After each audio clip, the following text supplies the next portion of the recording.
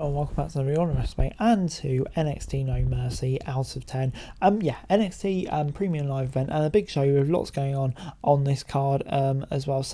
Lots to get straight into. We're starting off the kickoff show where we got Blair Davenport versus Kalani Jordan. On the main show we got Carmelo, Ilya, Becky, Tiffany. A lot going on. But moving on to the pre-show match, Kalani Jordan showed out against Blair Davenport because she couldn't get the job done as Davenport caught her with a diving stop and a swinging side slam for the win. After the match, Gigi hit the ring and stomped on Davenport until official separation. This was no longer the typical no-limits match, which allowed Jordan to move more time and show what she can do. Her moveset is evolving quickly. She was the highlight of the match. Davenport did her part and picked up the expected win. She remains a veteran outside in the division. However, she may soon be eclipsed by athletes like Jordan with a bit more flashy. The immediate focus is her feud with Dolan. Hopefully these two get a solid spotlight on TV for a solid one-on-one match.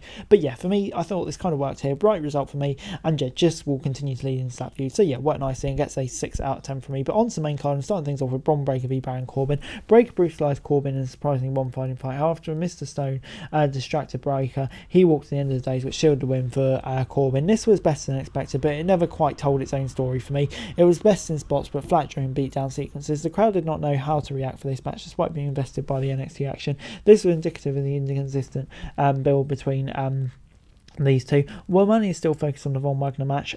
Stone's interference showed that NXT has plans for that angle, but until then, the best pass would be for Corbin and Breakker to work together, not against each other. For me, this didn't really click. I think, Breakker kind of needed the win as well.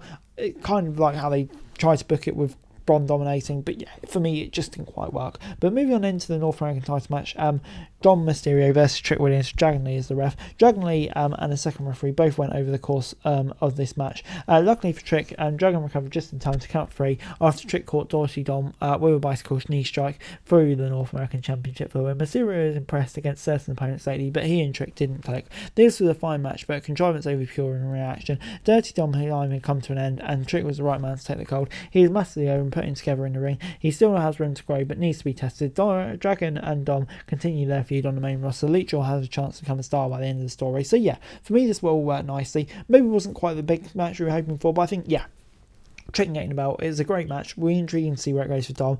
But yeah, Trick, that's going to be amazing stuff for him. I can't wait to see what he can do with it. So yeah, 7 out of 10. Before it's end time for the tag title match, the Family versus the Creeds versus Adrian and Humberto versus ATM. The Family faced a row of intense challenger here. However, they were the last men in the ring. This was a fun match, and Mark stepped out from the opening 2 matches on the card. Everyone got in the same spots throughout.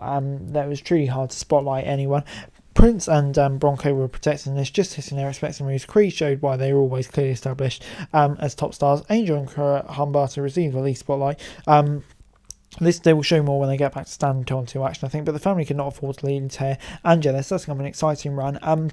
And for me, like I say, they're still over, still got lots to do. It's a really fun match, and I think, the right result for me. So yeah, I can't complain, 7 out of 10. It's then time for Noam Dar versus Butch for the Heritage Cup. Oro Mensah caught Butch with a kick to set up a new Nova Roller from Noam Dar to take the first fall in round 2. The Bruiserweight took the second fall with a bitter end in round 3. It all went to the 6th round where Gallus got involved. Joe Coffey hit Butch with all the best for the bells. Dar pinned the Bruiserweight to win. The ending was heavily overlooked, but the action to get there was phenomenal. This might be the best rounds match to date, as Dar and Butch fully leaned into the format to tell their story. It looked like Bruiserweight may stick around for a while longer to continue feeding with Gallus. Dar will continue to define the rounds formats in NXT. This is the best option for the gold brand.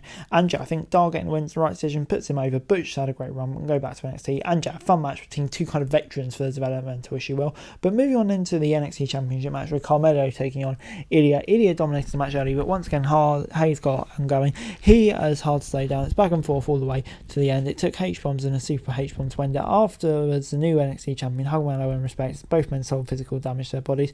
Melo Dragunov 2 was even better than this first. This was one of the best matches NXT has ever produced. It's certainly NXT's match of the year. Both men brought everything to the ring. This was electric and physical. It needed a loud crowd that was completely brought into the action. No matter who emerged victorious, both men looked like money players for the future. Dragunov needed to win. He could not go further in NXT without the gold. He established his destiny, and that promise has been fulfilled. He's one of the best wrestlers in the world right now and will prove it. So yeah, it gets an 8 out of 10 for me. It's just a brilliant match, brilliant story. Dragunov finally getting the big one. And yeah, like I say, he really needs it. Hayes, I think, has had a great reign. Be intriguing to see what he does now. Maybe main roster time's calling. I definitely don't think wouldn't be against it. I think he'd do really well on a Triple H main roster as well. So yeah, I think all of this just worked beautifully. Created a big match, and Ilya finally got his moment, and yeah, it's so well deserved. It was then time for Becky Lynch versus Tiffany Stratton in an Extreme Rules match for the women's title. Stratton and Lynch fought with reckless abandon, brutalising each other with everything in their arsenal. It took 2 man handstands, including a second one in the steel chairs, after ducking a pretty smooth start as ever, but Lynch retained. While it was always going to be difficult to follow the last match, Lynch and Stratton delivered their own fantastic performances, and yeah, it's such a fast-paced match. It's too soon for Stratton to regain the championship in many respects. She proved a point. She hung with the man and further earned her respect by kicking out the manhandle stand. The women's division heating up and giving the division the main event. Is kind of showing what's it's going. The goal for Lynch to elevate the title, and she's definitely doing that so far, working really nicely. And yeah, 8 out of 10 for me. A great match. I think Lynch is going to continue building up the belt. Shame for Tiffany not to win it back, but I think yeah, it's all going to work out in the end here. I think that's for sure, and a great match. And overall, NXT No Mercy gets 7 out of 10 for me. I thought once again NXT really smashed this pay-per-view. I thought it was a really good pay-per-view. So many great moments on here. So many entertaining matches on here, and yeah, a really entertaining few hours of wrestling. I think, yeah, NXT with their pay-per-view quality has been really stepping up. Great matches, surprise title change, but yeah, just a fun show. But anyway, guys, that's it for you. Thanks so much for watching. Like, subscribe, next subscribe if you know you wrestling news, and subscribe to the channel, it's going to be greatly appreciated. Thanks so much for watching. Peace.